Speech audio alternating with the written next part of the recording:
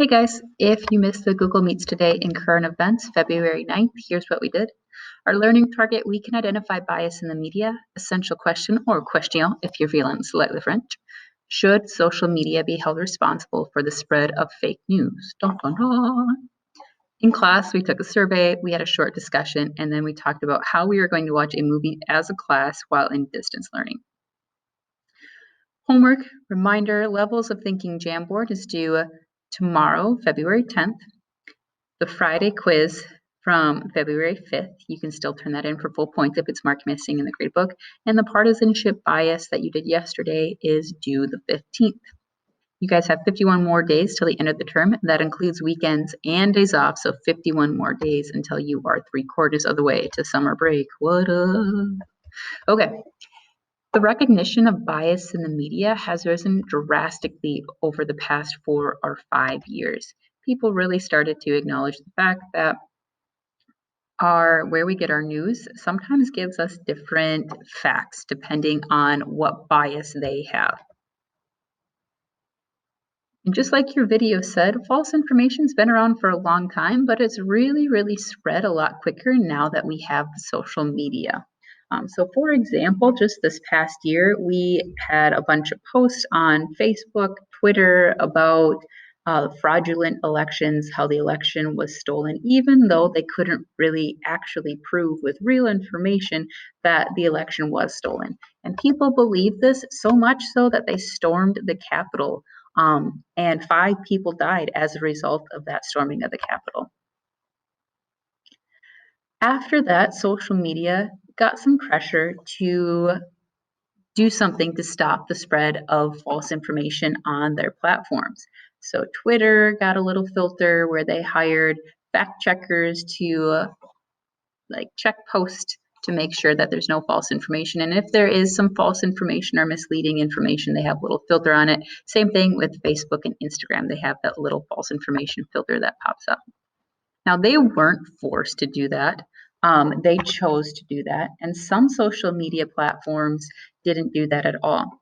In fact, some people started posting on lesser known, less popular social media platforms where they were allowed to post things that Facebook and Twitter said you weren't, like anything that they deemed violent, harmful, or even hate speech was allowed on some of these lesser known social medias. So the question that people are kind of starting to ask themselves now is, should social media have to follow specific laws or rules to prevent fake news from spreading? People who say yes, they should be held responsible. Say, number one, it's getting harder and harder to tell what's real and not real. Like, our technology is so advanced that you can literally make a video of somebody doing something and it looks legit, even though they didn't actually do it. Like, we just have the technology to make it look like people are saying certain things or doing certain things that they actually didn't. So it's getting really hard to tell what's real and not real. It's also causing people to ignore reality. Like, they're so engrossed in this false information that they think it's real that they ignore the real information. They also say it leads to deaths. Like, look at the Capitol. This is affecting people's lives. People who say no, social media shouldn't have to follow specific laws or rules, say these are private businesses. They should have the choice whether they want to prevent fake news from spreading or not. That's their choice as a private business.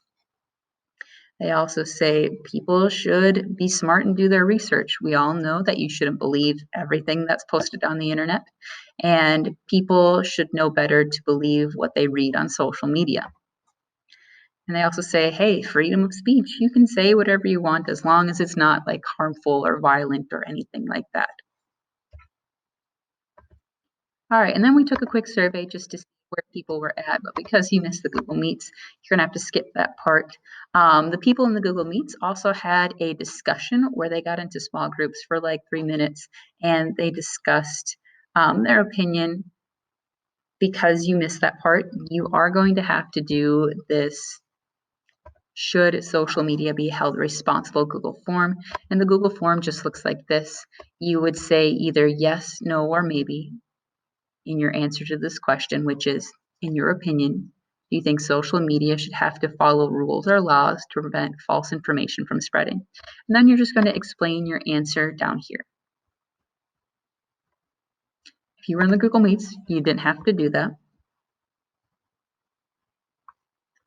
Okay. All right, so once you've done that Google form, if you are not on the Google Meets, I'm going to go ahead and quickly explain how we're going to watch a documentary as a class when we're in distance learning. So you have two options. Number one, you can watch it on your own Netflix. It's called The Social Dilemma, and we are going to watch small chunks of it throughout the week. So if you have your own Netflix and you want to watch it on your own, that's absolutely fine. Wednesday, we're going to watch 25 minutes. Thursday, we'll watch 30 minutes. Friday, we'll watch the last 30 minutes. Option two, if you do not have Netflix, or if you would like to get some direct support as you are watching, like to help you fill out questions on the reflection, you can log into Google Meets during your scheduled block, and it is legally okay for me to stream Netflix through Google Meets. I couldn't stream Hulu or Amazon Prime, but Netflix says it's okay. Thanks, Netflix. As you guys are watching, if you choose to watch through Google Meets, I can walk you through the questions on the reflection, give you hints, and even some free answers as you go. All right, so tomorrow we are going to start watching that documentary. You have the choice of watching it by yourself or logging into those Google Meets during your scheduled block to watch as I stream it on Google Meets. Either way, you're going to have to fill in a completed reflection form. If you have any questions, feel free to email, call, or text that Google Voice phone number, and I'll see you later.